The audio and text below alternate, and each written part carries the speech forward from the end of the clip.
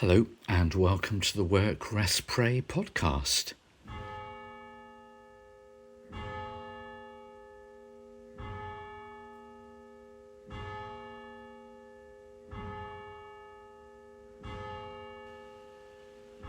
Whether it's writing or walking, resting or reading, pondering or praying, being on retreats is a time to stay a while.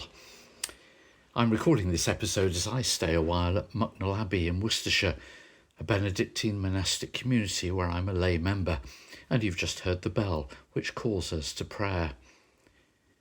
I've written about such times of retreat on several occasions and in several places, not least also at Sheldon in Devon.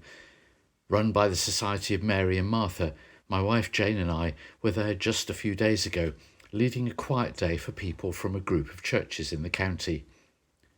Within that day, I was grateful for the times of quiet we'd planned in, times to stay a while, and in particular to walk the labyrinth, a special place within a special place.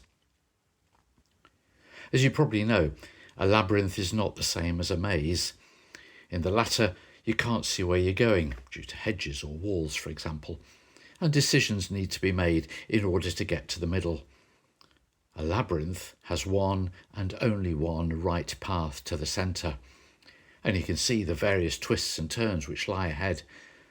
The centre being the place where, reflecting spiritually, God is staying a while. Based on the one at Chartres Cathedral, the labyrinth at Sheldon mirrors much of what we experience in life and in faith. Mazes do also, of course, but let's stick with the labyrinth. The photo which accompanies this podcast shows how, starting at the entrance, the path heads straight away in the direction of the centre. But then, tantalisingly close, it takes a turn. It circles the centre, going nearer then further away, over and over again. Sometimes so close, God is tangible. Other times God, or as it does, feels far away.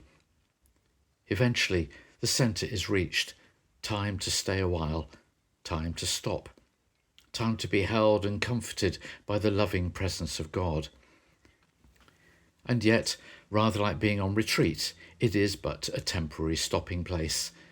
There comes the time to leave. The path then takes the same journey back, circling the centre, going nearer and further away, over and over again. Sometimes God still feels as close. Other times God, or as he does, feels far away again. And then we step out of the labyrinth, out of the confines of its path, back into the world in which we live with all its demands and delights.